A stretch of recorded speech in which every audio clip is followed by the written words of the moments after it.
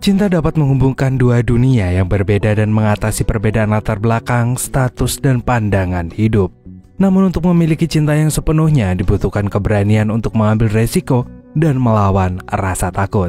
Jadi tetap semangat ya buat kamu yang lagi berjuang. Selamat nonton dan selamat malam. Film dimulai dengan kemunculan seorang cowok yang lagi interview kerja dan cowok ini namanya Vito. Hari itu Vito sedang diwawancarai untuk kerja paruh waktu di sebuah restoran. Setelah melewati proses wawancara yang cukup panjang, dia akhirnya diterima kerja di restoran tersebut. Namun tiba-tiba pintu ruangan interview pun diketuk. Lalu masuklah seorang bayi yang gak lain adalah anaknya si Vito yang bernama Napoleon. Dan yap, si Vito ini adalah seorang duda anak satu. Kemunculan Napoleon ini bikin HRD jadi ragu untuk menerima Vito jadi karyawannya. Apalagi Vito bilang kalau dia ini adalah single parent yang gak punya pengasuh. Endingnya Vito pun gak jadi kerja juga di tempat itu. Namun tiba-tiba Vito mendapatkan telepon dari adiknya yang bernama Anton. Dia minta dijemput di ujung jalan kota. Vito pun langsung menjemput Anton dan membawanya pergi. Si Vito udah paham kalau Anton telepon dalam keadaan tergesa-gesa, tandanya Anton habis menipu atau mencuri barang di kota ini. Mereka pun segera pulang ke apartemen. Pas mau naik ke apartemen, mereka ketemu sama tetangga yang lagi pindahan. Dan si tetangga ini terpaksa pindah karena kondisi apartemennya udah bocor sana-sini. Dinding udah pada retak dan juga berantakan. Bahkan hari itu ada dua tetangga yang memutuskan buat pindah dari apartemen itu karena udah nggak betah. Ketika udah masuk apartemen, Vito langsung memanaskan susu buat Napoleon. Gak lama kemudian ada Pak Pos yang nganterin surat buat Anton. Waktu ditanya sama Vito isi surat tersebut apaan, si Anton bilang kalau itu cuma surat tilang doang. Tapi ternyata surat itu adalah surat pemberitahuan dari bank bahwa apartemen mereka bakal dilelang dalam waktu 1 bulan. Hal ini bisa terjadi karena Anton menjamin apartemen mereka ke sebuah perusahaan milik Leonardi. Rupanya Anton terlilit hutang sama perusahaan tersebut senilai 850 juta. Karena gak bisa bayar, apartemen itu pun bakal dilelang. Anton dan Vito pun lalu pergi menemui teman mereka buat mencari tahu sosok Leonardi. Mereka bakal coba nego ke Leonardi untuk kasih waktu tambahan buat bayar hutang. Dan malamnya, Anton dan Vito pun datang ke perusahaan Leonardi, tapi di sana mereka cuma ketemu sama anaknya Leonardi yang bernama Marina. Dan posisinya si Marina ini lagi ngamuk sama semua anak buahnya yang kerjanya nggak bener. Jadi mereka mengurungkan niat untuk ngobrol sama Marina dan memilih untuk menyusul di mana Leonardi berada. Rupanya malam itu Leonardi lagi datang ke sebuah acara gala dinner yayasan amal miliknya. Si Marina juga datang ke acara tersebut bersama pacarnya yang bernama Spagnoli. Vito dan Anton pun mencoba nego sama penjaga untuk mengizinkan mereka masuk ke dalam acara itu. Namun karena gak ada dalam list tamu, mereka pun diusir juga. BTW, Leonardi ini adalah seorang pengusaha sukses ya guys, yang juga dikenal sebagai sosok pemilik yayasan amal. Yayasan tersebut juga mendukung proyek-proyek melestarikan seni, budaya, dan arsitektur tradisional di wilayah Napoli. Semua gurita bisnis Leonardi ini bakal diturunkan kepada Mariana dan juga Spagnoli. Karena nggak bisa masuk lewat jalur umum, Vito dan Anton pun mencoba masuk lewat pintu lain. Lalu mereka memasuki sebuah ruangan pameran seni dan mulai menyusurinya. Vito pun menitipkan Napoleon kepada Anton karena dia ingin mengawasi gerak-gerik Leonardi. Tapi karena Napoleon ini rewel terus, Anton pun memasukkannya ke dalam kereta makanan biar suaranya nggak mengganggu acara itu. Mereka yang terlalu fokus mengamati Leonardi akhirnya nggak sadar kalau ternyata kereta makan Napoleon udah dibawa sama orang. Dan Napoleon pun malah hilang.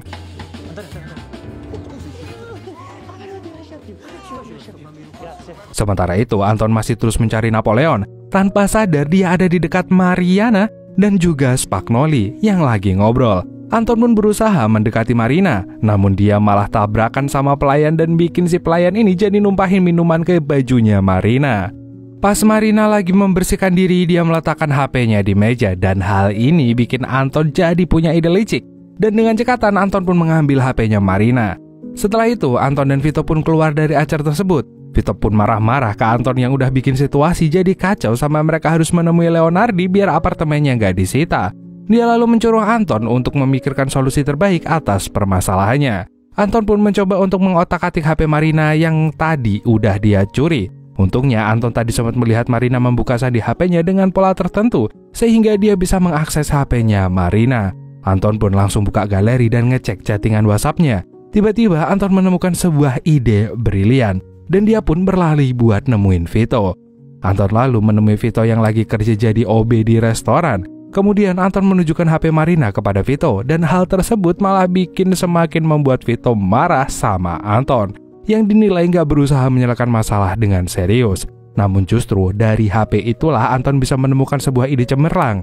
Jadi Anton ini mau nyuruh Vito buat PDKT sama Marina. Nantinya ketika udah berhasil mendapatkan hati Marina, Vito bakal bisa morotin Marina sehingga mereka bisa mendapatkan uang untuk melunasi hutangnya Anton. Tapi Vito langsung menolak hal itu. Dia nggak mau nanti suasana akan jadi semakin kacau. Keesokan harinya, Anton pun masih berusaha membujuk Vito biar mau PDKT sama Marina. Meskipun udah disogok pakai kopi, Vito tetap nggak mau melakukan hal bodoh tersebut.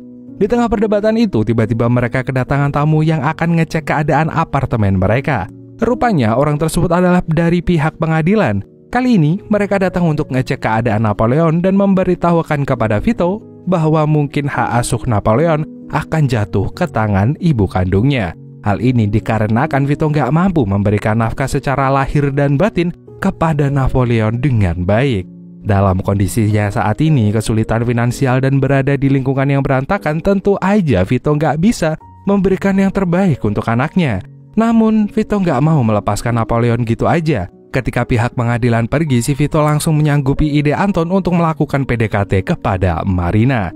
Dan mulailah Vito beserta Anton menyusun rencana mereka untuk menaklukkan hati Mbak Sultan ini. Tahap pertama, Vito mencoba beberapa baju untuk mencari style yang cocok biar Marina suka sama dia.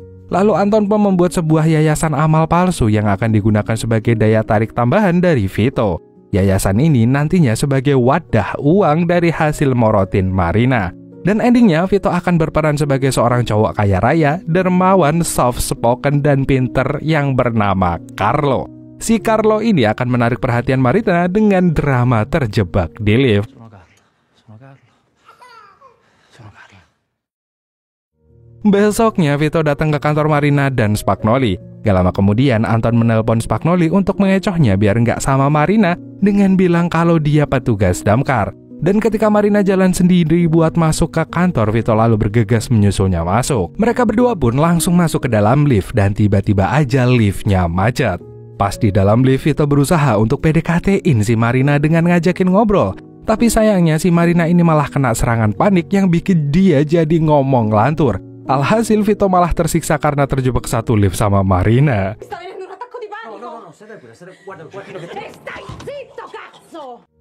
Lalu Anton dan Vito pun mencoba cara kedua, yaitu melalui dunia memasak. Rupanya Marina ini hobi memasak. Anton bisa mengetahui hal itu dari galeri HP-nya Marina yang isinya banyak video Marina yang sedang masak. Namun Vito menyarankan Anton untuk mencoba caranya lebih dahulu, yaitu dengan masuk ke dalam grup yoga yang diikuti sama Marina. Sayangnya hal tersebut bikin Marina curiga sama Vito yang sengaja buntutin dia. Tapi Vito dengan santuy bilang kalau pertemuan mereka ini adalah takdir yang gak bisa dihindari sama mereka berdua. Vito juga meminta Anton untuk memindahkan mobil Marina biar parkir di area disabilitas. Hal itu bikin mobilnya Marina jadi ditilang dan diderek sama petugas. Dan kesempatan tersebut digunakan oleh Vito untuk menawarkan diri nganterin Marina pulang ke rumah. Meskipun awalnya sempat nolak, akhirnya Marina mau diantar juga sama si Vito. Sepanjang perjalanan pulang, Vito membahas soal latar belakangnya. Vito bilang kalau dia ini adalah seorang relawan kemanusiaan di berbagai wilayah. Dia juga pura-pura nggak tahu kalau Marina ini adalah anak dari Leonardi. Padahal bisa dibilang perusahaannya Leonardi ini adalah perusahaan terbesar di wilayah Napoli. Namun pas di tengah perjalanan, Vito bilang kalau dia mau mampir ke restorannya sebelum nganterin Marina pulang. Sesampainya di restoran, Vito pun mengemasi beberapa makanan yang bakal dia kasih ke orang secara gratis. Dan Vito juga bilang dia udah terbiasa melakukan hal itu. Menurutnya sudah sepatutnya orang kaya berbagi kepada orang-orang yang membutuhkan. Setelah memberikan makanan itu, Vito juga nunjukin ke Marina tentang website yang memperlihatkan kalau dia lagi menjadi seorang relawan dari petani kecil di wilayah pedesaan. Usaha Vito buat bikin Marina terkesan juga nggak berhenti sampai di situ aja. Dia lalu ngajakin Marina buat makan bareng di restorannya. Sebenarnya hal ini sekaligus menjadi cara bagi Vito untuk memancing kemampuan masak Marina. Dan Marina pun memasak pasta dengan pintar dan bersemangat. Dia juga cerita kalau semua ilmu masaknya ini berasal dari sang ibu. Dan pas Vito cobain makanannya Marina, ternyata makanan itu bener-bener enak. Dan Vito pun memberikan topi koki kepada Marina sebagai tanda kalau dia emang berbakat. Besoknya Vito laporan sama Anton kalau rencana mereka berjalan dengan baik. Bahkan bisa dibilang masakan Marina ini beneran enak guys. Dan kegiatan memasak beneran bikin dia jadi seneng. Vito pun kepikiran buat bikin acara gala dinner aja di restoran palsunya dan melibatkan si Marina. Vito lalu menghubungi Marina untuk mengajak dia buat jadi juru masak di restorannya. Vito pun berusaha meyakinkan Marina, bahkan dia sampai dibantu sama Anton biar gak salah ngomong ke Marina. Namun karena Marina ini udah sangat terbiasa hidup teratur dan monoton, dia pun menolak tawaran Vito dengan alasan dia gak berani memasak buat orang banyak.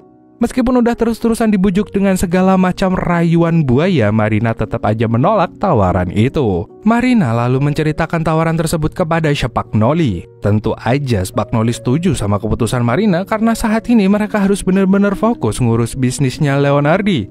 Gak lama kemudian datanglah sebuah paket dari Vito yang isinya topi chef. Melihat topi tersebut justru membuat Marina jadi memikirkan tawaran Vito. Malamnya, Marina pun ngabarin Vito kalau dia akhirnya mau jadi juru masak di restorannya. Dan setelah itu, Marina pun mempersiapkan diri dan kemampuan masaknya. Hal itu ternyata mampu membuat Marina beneran bahagia.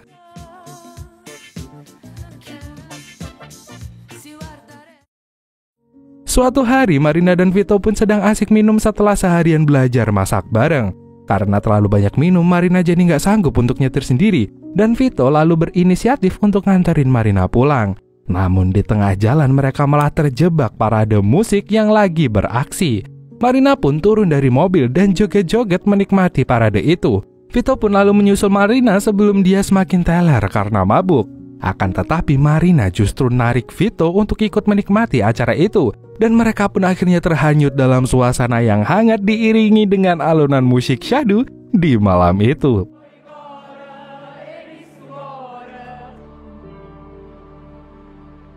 Karena udah terlalu mabuk, Vito pun akhirnya menggendong Marina sampai ke apartemennya. Vito lalu merebahkan Marina di atas kasur dan melepaskan sepatunya. Namun ketika Vito akan pergi, Marina langsung menggenggam tangan Vito dan bilang kalau dia sangat menikmati malam itu bersama Vito. Lalu dia juga bilang kalau dia jackpot guys. Keesokan harinya, Marina yang masih kelingan itu pun tertidur di kantor. Hal ini bikin Spagnoli heran, karena selama ini Marina gak pernah kayak gitu. Marina pun segera bangun dan nyelimur dari pertanyaan-pertanyaan Spagnoli. Bahkan ketika Spagnoli ngajakin dia makan malam bareng aja, Marina lebih milih untuk kabur. Rupanya malam itu Marina udah janjian buat naik kapal bareng sama Vito untuk mancing. Mereka pun mempersiapkan diri dan segera berangkat. Sementara itu, Anton sibuk ngurusin Napoleon yang rewel terus. Saking rewelnya, Napoleon ini sampai demam dan gak bisa tidur. Sedangkan Vito masih asik mancing sama Marina sampai pagi hari. Mereka pun berhasil mendapatkan banyak sekali ikan yang cukup untuk acara gala dinner. Setelah mancing, Marina pun ngajakin Vito buat berenang bareng. Mereka pun bermain bersama sambil merasakan suatu perasaan yang mulai tumbuh di antara mereka berdua. Setelah selesai berenang, mereka pun mengeringkan badan dan melanjutkan perjalanan pulang. Sesampainya di daratan, Anton langsung nyamperin dan ngomel ke Vito yang sama sekali gak bisa dihubungin. Pada saat itu, Napoleon dalam kondisi demam tinggi dan Vito pun langsung memeriksa Napoleon. Ternyata anak ini lagi tumbuh gigi, sehingga badannya panas. Dan Vito pun lalu menggendong Napoleon dan dengan mudahnya si Napoleon gak rewel lagi. Melihat hal itu bikin Marina jadi tambah suka sama Vito yang bisa ngomong dan ayah able banget. Vito pun akhirnya membawa Marina buat deep talk soal Napoleon dan ibu kandungnya. Nah di sini nih Vito berusaha untuk gak bohong ke Marina karena ini menyangkut anaknya. Vito pun cerita kalau dulu ibunya Napoleon ini Hamidun duluan. Awalnya Vito merasa terbebani dan takut untuk menjadi seorang ayah. Namun setelah Napoleon lahir semuanya berubah. Sayangnya perubahan itu justru membuat ibunya Napoleon jadi kabur dari Vito. Pas mereka lagi asik ngobrol, tiba-tiba Marina ditelepon sama Spagnoli. Tapi Marina gak mau ngangkat telepon itu. Padahal di kantornya lagi ada Leonardi yang menanyakan perkembangan bisnis baru dia kepada Spagnoli. Dan bisnis itu adalah pembangunan sebuah hotel mewah di tengah kota yang harus merobohkan apartemennya Vito. Setelah selesai ngobrol sama Marina, Vito pun pulang. Saat di apartemen, Anton menanyakan tentang keberadaan Vito yang semalaman sama sekali nggak bisa dihubungi. Anton pun mengingatkan Vito agar tetap fokus pada rencana awal mereka. Hari itu, Anton meminta kepada semua penghuni apartemen untuk pura-pura jadi anggota yayasan amal milik Vito yang bakalan hadir di acara gala dinner. Anton pun mengarahkan mereka untuk menggunakan baju yang cocok untuk acara tersebut. Anton juga menjelaskan susunan acara biar mereka bisa lebih paham apa aja yang harus mereka lakukan saat acara gala dinner itu. Sementara itu, Marina berusaha mencari cara agar dia bisa kabur dari meeting di kantornya. Dia pun melemparkan tugasnya untuk presentasi kepada Spagnoli karena dia harus segera ke restoran. Begitu sampai di restoran, Marina langsung bersiap dibantu sama Vito. Sedangkan Anton bertugas untuk mengawasi para penghuni apartemen agar mereka tidak bicara sembarangan.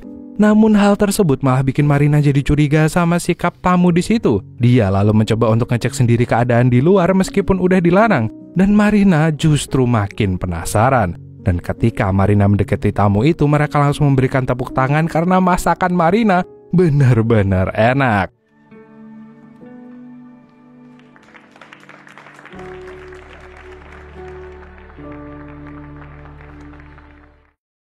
Perubahan sikap dari Marina membuat Spagnoli mencari tahu apa penyebabnya. Dia lalu menggeledah loker barang milik Marina.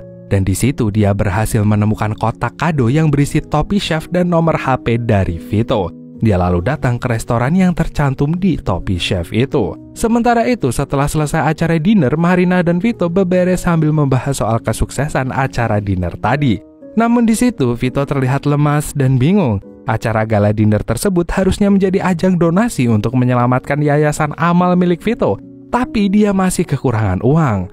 Melihat Vito bersedih membuat Marina merasa simpatik dan bersedia membantu Vito untuk memberikan sejumlah uang tambahan. Setelah itu, Vito dan Marina pun pulang. Rupanya di sana sudah ada Spagnoli yang mengintai mereka, dan Spagnoli pun mengikuti Vito. Vito pun pulang ke rumah dan langsung cerita ke Anton kalau dia berhasil mengelabuhi Marina. Yap, cerita tadi hanyalah akal bulus dari Vito untuk menipu si Marina. Namun ketika Marina mau ngasih dia duit, hal ini justru membuat Vito jadi merasa bersalah. Anton pun menegaskan ke Vito kalau mereka tetap harus menyelesaikan rencana awal karena uang tersebut akan sangat berarti untuk kehidupan mereka berdua. Namun Vito tetap gak mau meneruskan sandiwara itu. Dia memilih untuk kabur aja keluar kota dan membiarkan apartemennya disita sama perusahaan Leonardi. Namun tiba-tiba mereka dikagetkan dengan kedatangan si Marina. Marina datang dengan wajah yang tak senang sekaligus kecewa karena dia udah tahu kalau selama ini Vito udah menipunya. Vito pun menjelaskan jati dirinya dan keadaannya yang sedang dia hadapi sekarang. Akan tetapi alasan itu gak membuat Marina memaafkan Vito sepenuhnya. Ternyata yang memberitahu soal kebenaran Vito ini adalah Mas Spagnoli. Dia berhasil nguping dan ngikutin Vito dari tadi. Spagnoli lalu memarahi Marina yang begitu lemah sampai bisa tertipu oleh dua orang rendahan seperti Vito dan Anton. Tapi Marina udah gak mau mendengarkan apapun dan dia hanya ingin pulang ke rumahnya. Karena gagal mendapatkan uang, apartemen Vito pun akhirnya disita sama perusahaan Leonardi. Dan nantinya apartemen itu bakal dihancurkan dan diganti sama bangunan hotel mewah di tengah kota. Meskipun apartemen itu adalah warisan dari keluarga Vito, namun dia harus merelakannya dan pergi dari Napoli bersama Anton dan Napoleon. Sebelum pergi, Vito menemui Marina. Dia bukannya ingin pamitan, tapi malah mau mengucapkan selamat atas kesuksesan rencana Marina dan juga Leonardi yang emang ingin menguasai apartemen itu. Karena pada awalnya Leonardi ini ingin membeli apartemen Vito sebagai bagian dari proyek besar pembangunan hotel mewah di wilayah Neopali. Dan untuk mewujudkan rencananya, Leonardi harus melakukan segala cara agar para penghuni apartemen keluar dari sana. Bisa dibilang pas Marina dekat sama Vito, dia jadi melihat ada sebuah celah untuk benar-benar merealisasikan rencana Leonardi. Dan rencana itu pun berhasil. Marina lalu ngecek kebenaran informasi yang disampaikan sama Vito. Dia malah gak tahu menahu tentang rencana Leonardi yang ingin menghancurkan apartemen itu. Dan setelah dicek, memang benar bahwa apartemen itu akan dijadikan sebuah hotel mewah. Untuk itu Leonardi mau menerima Anton yang menjaminkan apartemennya di perusahaan dia. Dan Leonardi pun sengaja membuat bunga pinjaman Anton sangat tinggi sehingga dia nggak akan sanggup membayar dan endingnya akan menyerahkan apartemen itu kepada Leonardi. Dan Biankerok yang menyarankan semua ide itu kepada Leonardi adalah Spagnoli. Marina pun marah besar karena Spagnoli yang udah seenaknya sendiri bikin keputusan tanpa memperhatikan perasaan pemilik apartemen. Perdebatan itu membuat Leonardi jadi bingung karena Leonardi juga nggak tahu kalau ternyata yang ngatur untuk menaikkan bunga dan semua rencana itu adalah si Spagnoli. Leonardi cuma bagian terima beres doang, dan sayangnya Leonardi juga nggak bisa membatalkan kerjasama untuk menghancurkan apartemen itu kepada investor. Karena jika hal itu sampai terjadi, perusahaan Leonardi bisa dituntut. Lalu Marina menemui Vito dan juga Anton. Dia ingin minta tolong kepada mereka berdua untuk kerjasama menyelamatkan apartemen itu. Jadi Spagnoli ini sengaja bayar orang yang bernama Federico untuk ngecek kondisi apartemen Vito yang udah rusak berat. Nah, laporan itu juga digunakan sama Spagnoli untuk mempengaruhi pihak investor biar segera investasi. Padahal laporan itu sebenarnya dipalsukan biar investor merasa bahwa apartemen itu udah hancur, jelek, dan gak punya nilai histori sama sekali. Marina pun ingin Vito menemui si Federico di lokasi proyek. Dan pas udah sampai sana, ternyata Spagnoli sudah ada. Mereka pun harus mengendap-endap dan merekam Federico yang lagi menerima suap dari Spagnoli. Tapi pas Vito lagi merekam hal itu, dia malah dikira pencuri dan didorong sampai jatuh dari tangga. Keributan tersebut pun membuat Spagnoli melihat hal itu dan nyamperin Marina. Marina pun menyambut Spagnoli dan bilang kalau dia akan melaporkan kejadian ini kepada Leonardi. Dia juga nggak segan untuk menarik Spagnoli ke pengadilan. Stai bene, Federico? Ci vediamo in tribunale. Di sisi lain, proses penghancuran apartemen udah siap dilakukan. Untung aja Leonardi datang tepat waktu dan menghentikan proses itu. Leonardi pun membatalkan rencananya untuk merobohkan apartemen tersebut dan mengembalikan kunci dari semua pemilik apartemen.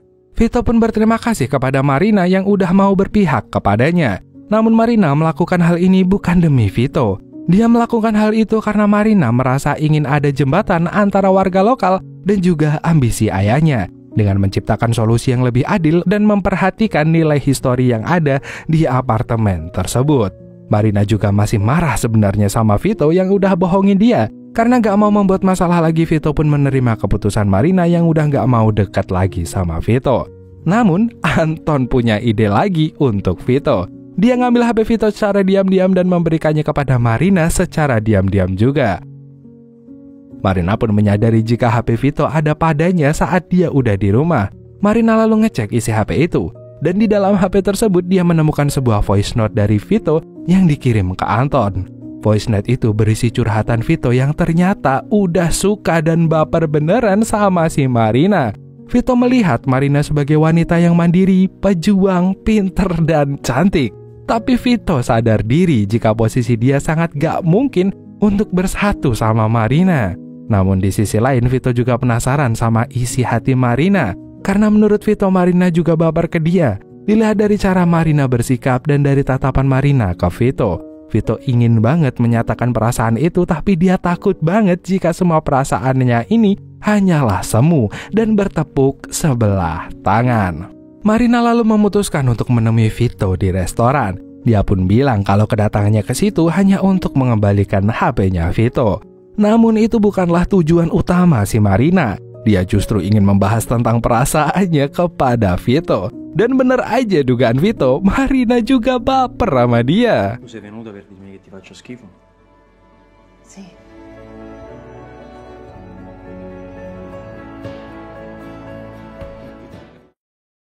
Dan pada akhirnya Marina dan Vito pun mengubah apartemen tersebut menjadi hotel butik yang menjadi ciri khas Napoli. Mereka juga membangun sebuah restoran yang menambah daya tarik bagi para wisatawan. Dan tentu aja yang jadi chef di restoran itu adalah Marina, yang udah resmi pacaran sama Mas Vito. Kebahagiaan yang dirasakan sama Vito juga bertambah ketika dia berhasil mendapatkan hak asuh tunggal dari pengadilan atas Napoleon. Meskipun Vito harus mengurus Anton yang belum mau insyaf dari kebiasaan nipu orang, namun dengan kehadiran Marina dalam hidupnya, dia merasa jika hari-harinya sudah sangat berwarna. Dan filmnya pun tamat. emang ya kalau udah ngomongin kebahagiaan itu malah sering kali ditemukan dalam hubungan yang tulus dan momen sederhana guys, bukan dalam pencapaian material atau ambisi besar. Ya selain itu, buat bisa membangun sebuah hubungan yang kuat kan harus didasarkan sama kejujuran, saling percaya, dan juga komunikasi. Dan yang terpenting, cinta sejati itu dapat menginspirasi orang buat berubah jadi lebih baik. Oke, mungkin sekian dulu dari Awan. Terima kasih buat kalian yang udah nonton video ini sampai akhir. See you next time, dan dadah.